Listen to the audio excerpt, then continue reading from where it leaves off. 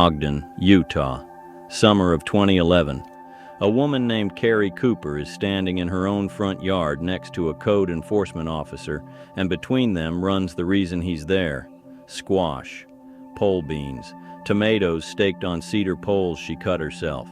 The city cited her for it, not for height, not for offense, for growing food where the grass was supposed to be. You probably clicked thinking this was about a plant with 5 leaves. It isn't.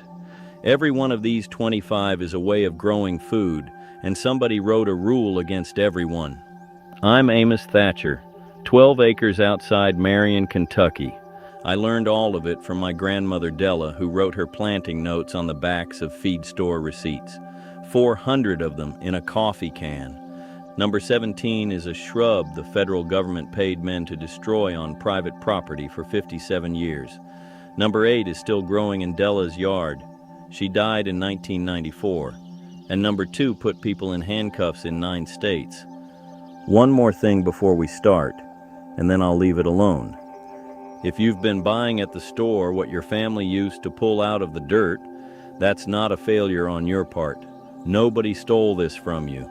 It just quit getting handed down somewhere between your grandmother and your mother, and by the time it reached you, there was nothing left to hand. That's fixable.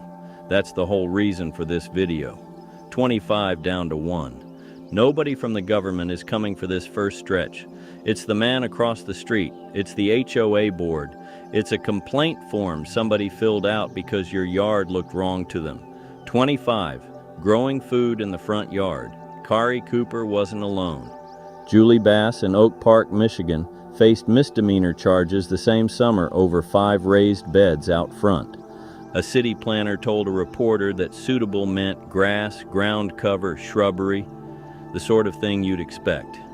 The charges got dropped after it went national. She still had to go through it. Now hold that against 1944, roughly 20 million victory gardens in this country, growing something like 40% of the fresh vegetables Americans ate that year, out of yards. Then the war ended and the mowers came. Turf grass is now the largest irrigated crop in the United States by acreage.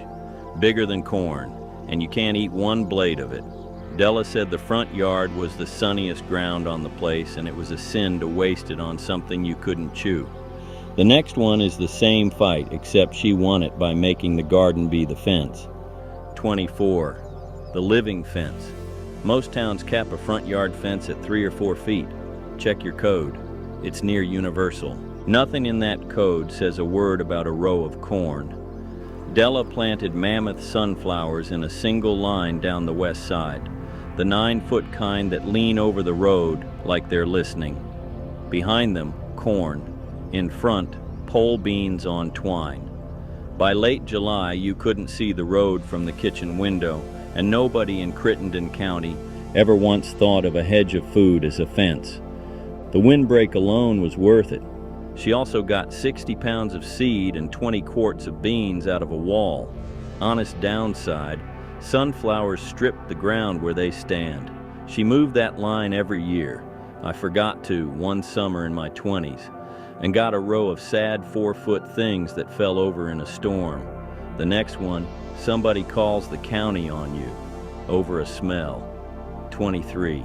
Hauling and aging raw manure. There is no soil amendment on earth that beats a heap of aged horse manure, and you can't buy the real thing.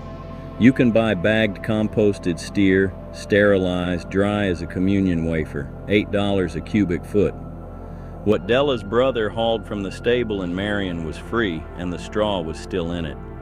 What ended this isn't federal. It's nuisance and odor ordinances written county by county, and they tightened as suburbs pushed into farm ground. Somebody moves next to agriculture, then complains about agriculture. The synthetic side isn't a conspiracy, it's convenience. After the war, we had enormous ammonium nitrate capacity sitting idle, and it went into fertilizer. A bag beats a pitchfork on effort every time. But a bag feeds the plant. Manure feeds the ground, and the ground feeds the plant for years afterward. Different order of operations entirely. 22. Burning brush for the ash. Wood ash runs about 5% potassium and carries calcium carbonate, which means it's a liming agent. It'll sweeten sour soil. Della kept a galvanized bucket by the stove and scattered it thin across the garden all winter, like she was salting a pot. Free. You were having the fire anyway. Then came open burning bans, most of them tracing back to state air quality plans after 1970. I'm not calling that a villain. I've breathed the air in a valley on a bad burn day. But the effect was that a generation stopped having ash and stopped knowing what to do with it. Hardwood only, clean wood only. No pallets, no treated lumber, no briquettes. And go easy if your soil's already alkaline. Della's rule, a coffee can per big plant, worked in at the drip line, never on the potatoes. Potatoes want it sour, and sweet soil gives you scab. 21. Coop manure in the beds. Chicken manure runs around 3% nitrogen. Pigeon is hotter still. The old squab lofts were kept partly for it. Raw, it burns a plant to the ground. Della gave hers 6 months in a pile behind the smokehouse with straw laid through it. We'll get to the hens themselves at number 4. But nobody talks about this side. 6 birds give you roughly 50 pounds of usable fertility a year on top of the eggs. Post-war residential zoning is what killed it, by classifying poultry as livestock. That's the whole mechanism, not a food safety law. A line in a zoning table, scraps in, eggs out, fertility out, garden waste back in, a closed loop running on nothing. One line ended it. 20. The open heap, not a tumbler, a heap. Composting is legal essentially everywhere, and I won't pretend otherwise. What isn't always legal is where you put it. Setbacks from the property line.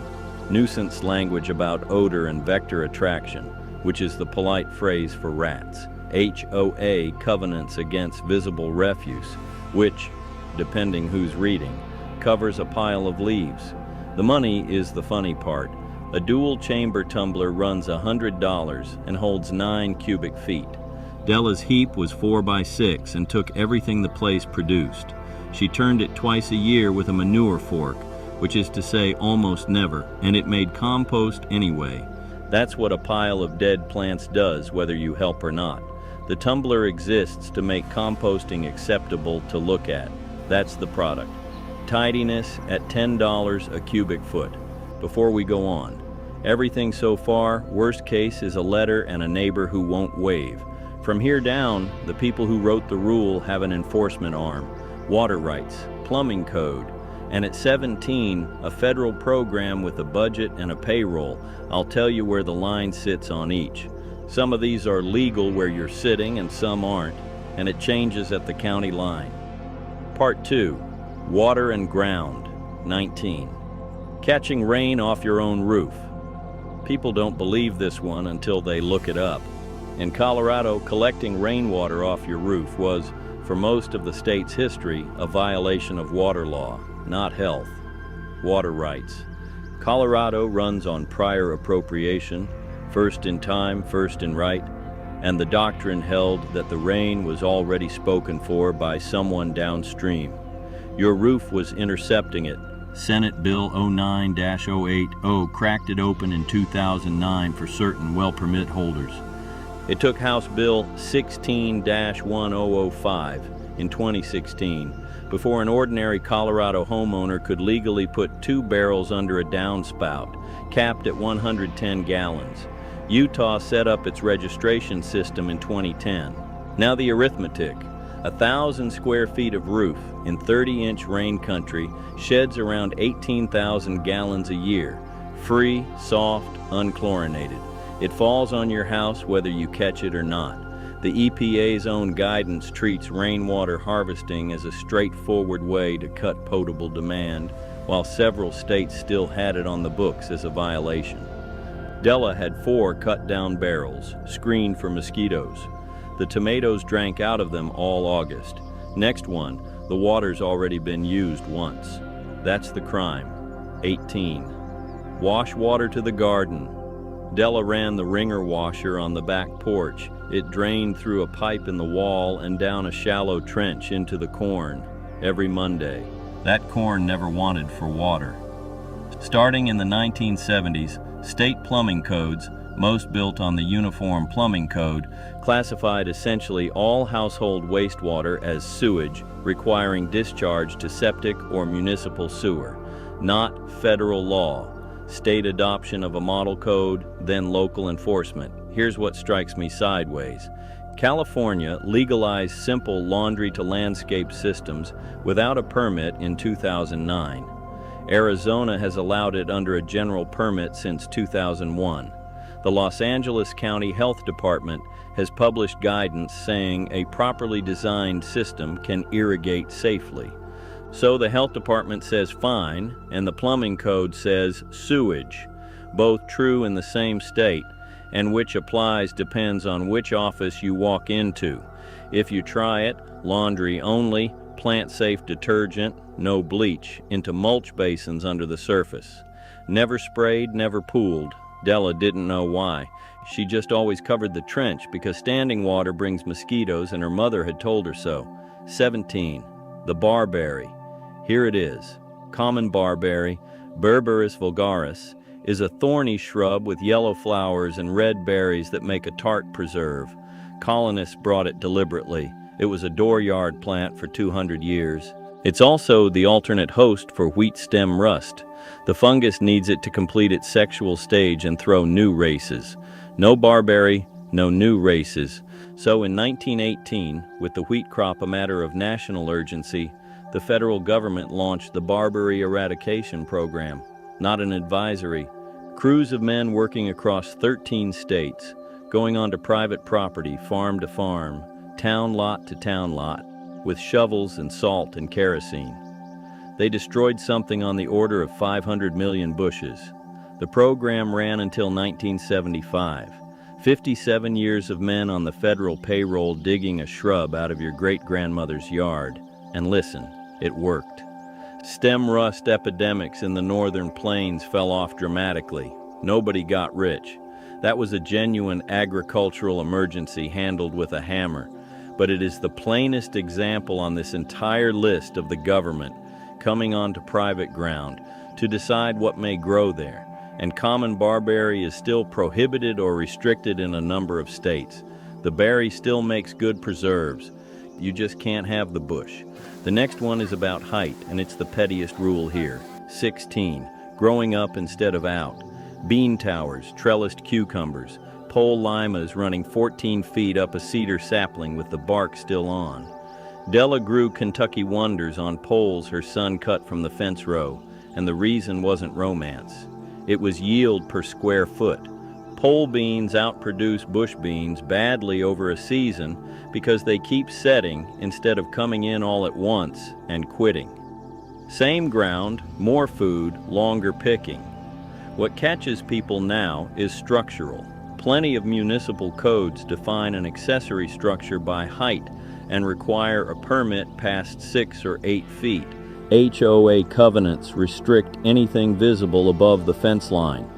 I have read a covenant with my own eyes prohibiting vertical garden structures in a rear yard in Texas. A bean pole, requiring a permit. I'll take the loss honestly. My first trellis was too flimsy and a squall took it down in August with 40 pounds on it. Build heavier than you think. It gets heavy, then it gets wet. 15. Your own water out of the ground. A shallow, hand-dug well, 30 feet, fieldstone-lined, cast-iron pitcher pump on top. That was the standard setup on a small place for 200 years, and USDA farmers' bulletins in the 1910s laid out exactly how. The USGS estimates well over 40 million Americans still get household water from private wells. It's not exotic. The CDC's position is that private wells provide safe water when properly built and maintained. What changed is municipal. Where a water line runs past your house, a great many codes require you to connect. And once connected, drilling or using a private well for irrigation often means a permit, sometimes a meter, sometimes a state water right depending which side of the 100th meridian you're on. The utility gets a customer who can't leave. Whatever the intent, that's the outcome. Fair caution. Shallow wells in developed areas can be contaminated, and nobody should drink from one untested. But irrigation isn't drinking, and the water under your garden was there before the pipe was. 14. Sending runoff into a sunken bed. Modern drainage code says, near universally, that storm water leaves your lot. Grade away from the foundation, get it gone. The Zuni in New Mexico did the exact opposite for something like 1,500 years. Waffle gardens, sunken beds with raised earthen berms around each square, built to trap every drop of runoff in country that gets 10 or 12 inches of rain a year. The beds sit low so water collects instead of running. They're still built at Zuni Pueblo today. Della's version was cruder and she'd never heard of Zuni.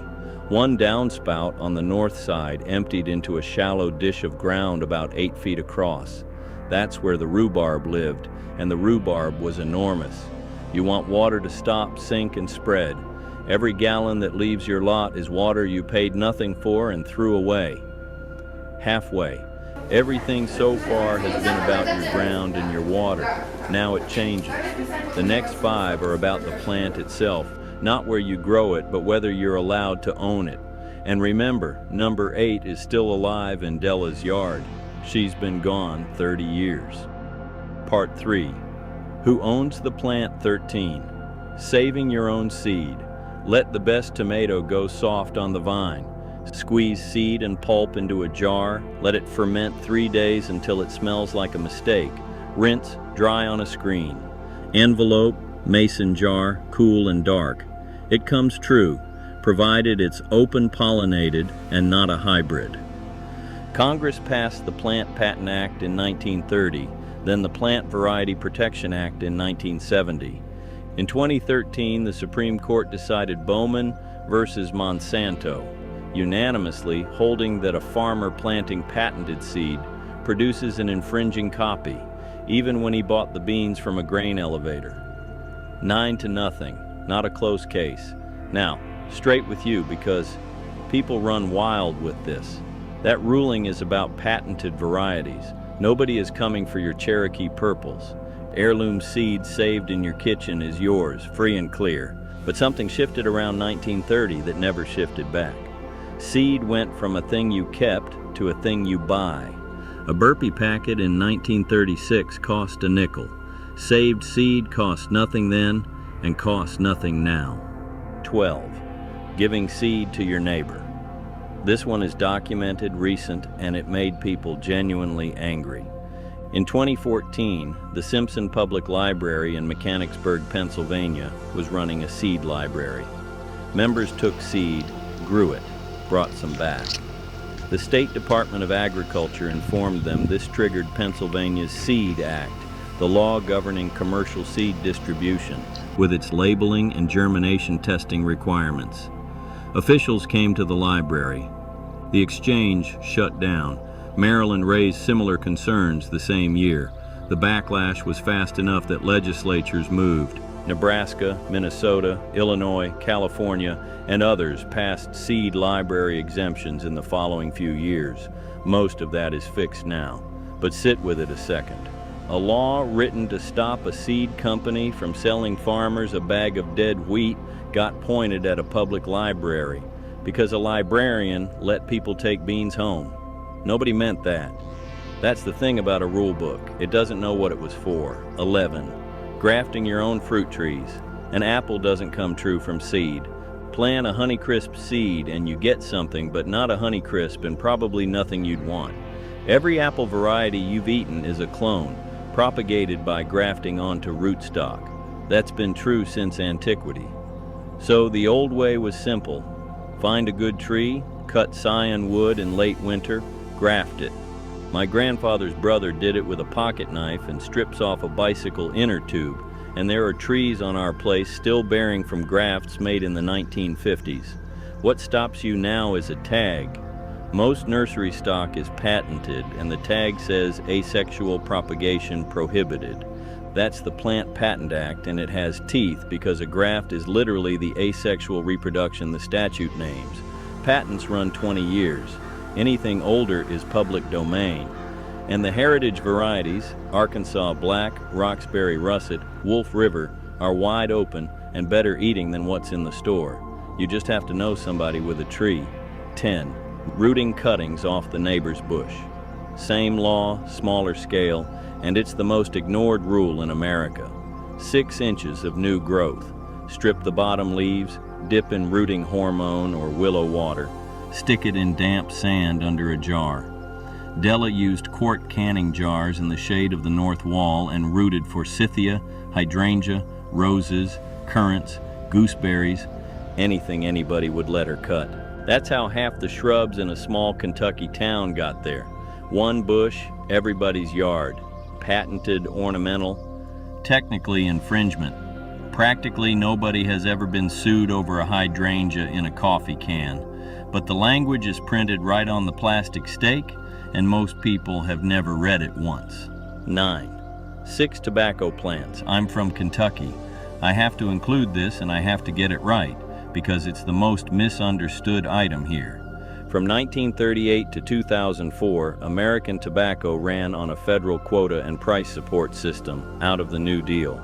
You couldn't grow for market without an allotment, and the allotment was tied to the land, bought and rented and fought over, and it was the entire economic architecture of my county.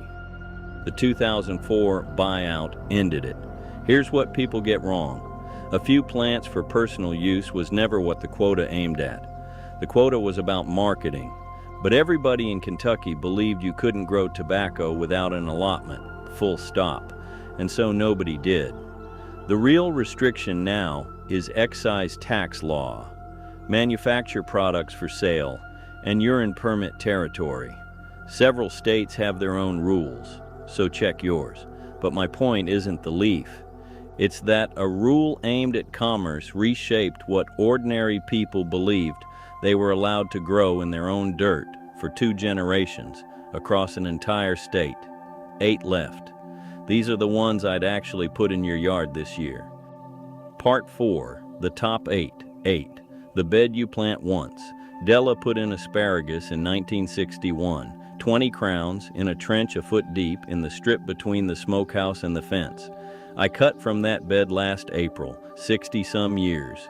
She's been gone since 1994, and the ground is still handing food to people who never met her.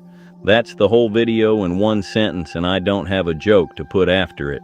Asparagus runs 20 to 30 years commercially, and far longer in a garden left alone. Rhubarb the same. Horseradish is effectively permanent.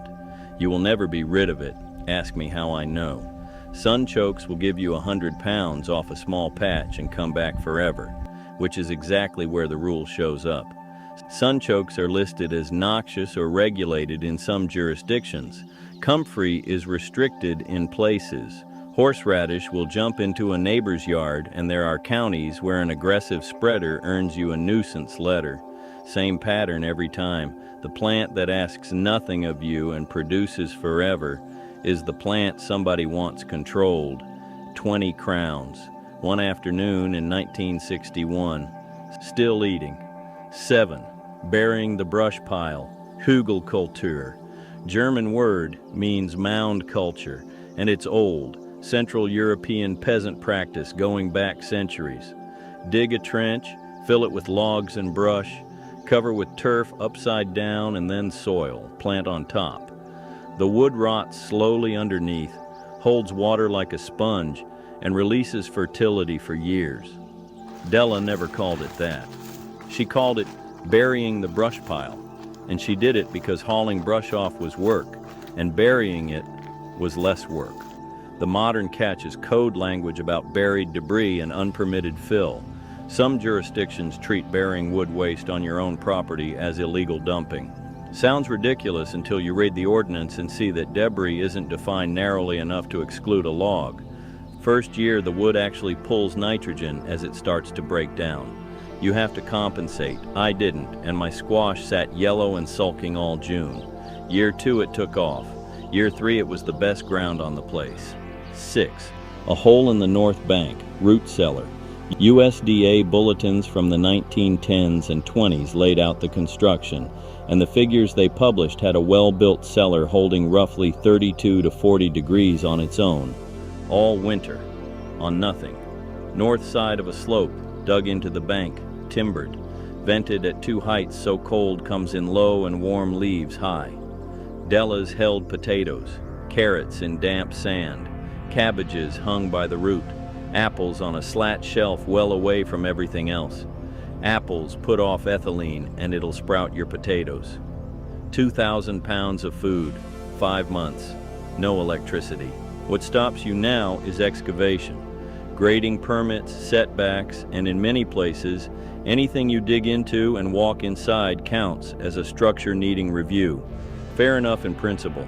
A collapsed cellar kills people, but it's the difference between a weekend with a mattock and a permit process. Rural electrification came in 1936, and the extension bulletins quit teaching cellaring inside a generation. There was a refrigerator to sell. 5. Glass over the bed in February. A cold frame is a wooden box with an old window on hinges. That's the technology. That's all of it. It'll put you 3 or 4 weeks ahead in spring and carry spinach and hardy greens straight through a Kentucky winter. Elliot Coleman has built a career demonstrating you can harvest all winter in Maine with nothing but unheated structures, and he isn't doing anything the French market gardeners of the 1800s weren't doing with glass bells and horse manure. That last part is what people forget. The old hotbed had 18 inches of fresh horse manure under the soil, and the composting through the heat. Free bottom heat. No wire, no bill. The obstruction is permitting and covenants. Greenhouses often need a permit. HOAs restrict temporary structures in a way that catches a cold frame. And a hotbed puts you right back at number 23, and the odor ordinance. Della used storm windows off the house when they got replaced in 1972. They sat over that bed another 20 years. 4, 6 hens. A good layer gives you 250 to 300 eggs in her first full year. 6 hens and you're out of the egg aisle. They also eat kitchen scraps, ticks, squash bugs, and grubs, and they turn a compost pile better than you will. Post-war zoning classified poultry as livestock and banned them from residential lots across most American suburbs by around 1960. Tyson incorporated as Tyson Feed and Hatchery in 1935 and became what it is. I won't claim Tyson wrote your city's zoning table. I will point out that 6 hens in a backyard is 6 hens not buying anything. And here's the good news, and it's real. Over the last 15 years, more than 100 American cities have legalized backyard hens by ordinance. Seattle, Denver, Austin, Portland. Hens are legal in New York City and have been for years. The AVMA supports small flock keeping under proper husbandry. Roosters are usually still out, and rightly so. But the hens came back. That's worth noticing. 3. Bees behind the shed. 4 Langstroth hives, and Della's brother ran them, and a decent Kentucky year gave 60 to 100 pounds per hive. Honey that never spoils. Wax for candles and salve. And pollination. USDA and Cornell researchers have put the value of insect pollination to American agriculture in the range of $15 billion a year, with honeybees carrying a large share. Colony collapse hit the news in 2006. Neonicotinoid pesticides have been implicated in study after study. The European Union restricted outdoor use of 3 of them in 2018. The EPA has moved slower. Meanwhile, municipal zoning banned hives in dozens of American cities under the same livestock language that got the chickens. New York City's beekeeping ban wasn't lifted until 2010. The bee caused none of those problems, and the bee is the one that needed a variance. 2. Selling a tomato off your own porch. Here's the handcuffs one, and I want to be precise, because precision matters here.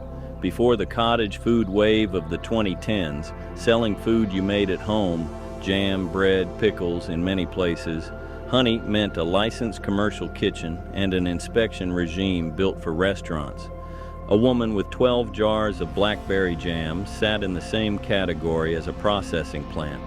Most states had no meaningful exemption. The enforcement made the news. Health departments shutting down children's produce stands. Bakers cited. In 2011, a Wisconsin judge issued a widely reported ruling in a herd share case that included the line that people have no fundamental right to consume milk from their own cow. Raw milk is still the sharp edge. Selling it for human consumption is flatly illegal in a number of states, on-farm only in others, and enforcement has included armed raids on buying clubs.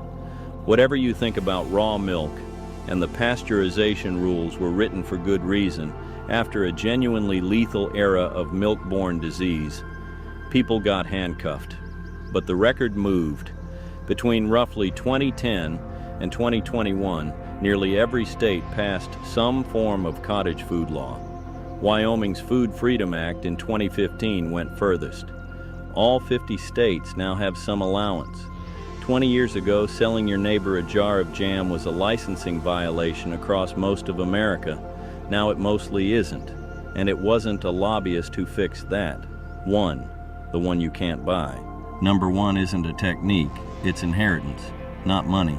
The other kind, where somebody who loved you shows you how a thing is done, and 40 years later you're standing in the same dirt doing it, and they're gone, but the knowing isn't. Every one of the 24 before this is a way of making the ground under your feet pay you instead of bill you. The rain barrel is one. The saved seed is one. The asparagus crown you put in this October and cut from in 2055 is one. None of them are big. That's the point. Not one requires you to move to Idaho and buy a mule. And here's what I keep coming back to. Carrie Cooper, Ogden. Citation in her hand. She didn't tear the garden out, she went to the city. And in 2013, Ogden amended the ordinance. Front yard food gardens are permitted there now, with sensible conditions about setbacks and upkeep. One woman, one yard, one code rewritten because somebody wouldn't move. That's most of this list, honestly. Rain barrels came back in Colorado. Hens in 100 cities. Bees in New York. Seed libraries got their exemptions. Cottage food passed in all 50 states. The rules bent, not because anybody in a suit had a change of heart, but because ordinary people kept doing the thing anyway until the rule looked stupid enough to fix. Before you go plainly, this isn't doomsday talk. I'm not selling seed, I don't have a bunker, and I don't think the lights go out Tuesday. I think your grandparents ran a household that produced things, and somewhere in the last 70 years, we quietly agreed to become people who only consume things, and nobody voted on that. Also, some of this is legal where you're sitting, and some isn't. I told you which ones are tricky. Barberry, gray water, wells, raw milk, anything you sell. Read your own county code before you act on a stranger from the internet, including me. Don't try 25 things, try one. A barrel under one downspout. Saturday morning, $40. 6 seeds off your best tomato, squeezed into a jar. 10 minutes in September. 10 asparagus crowns in a trench this fall. One afternoon, and it feeds you until you're old. My honest accounting, about 1,200 square feet of intensive beds, 6 hens, 1 hive I share with a neighbor who knows more than I do. Last season, over 200 pounds of tomatoes, 140 pounds of potatoes, 40 quarts of beans canned, better than 1,000 eggs. I still shop. I buy coffee and flour like everybody. But I don't buy produce from May to November, and I know what's on it, which is nothing, not a boast, a small plot and a lot of ordinary Saturdays. Now tell me something, in the comments, which of these 25 did your people do? Name it, name the person. Whichever gets said most is the one I take apart, start to finish next, and I'll build it on camera. And here's what's coming regardless. There's a weed in the crack of your driveway right now. You walked past it this morning, that Della dried and kept in a jar on the pantry shelf her whole life. The county sprays it as a nuisance. A land-grant university is published on it. Your great-grandmother would have named it from 30 feet. That's next week. 400 receipts and a coffee can. I've read maybe a third, and I mean to get through the rest before I'm done. Plant something. It outlives the rule.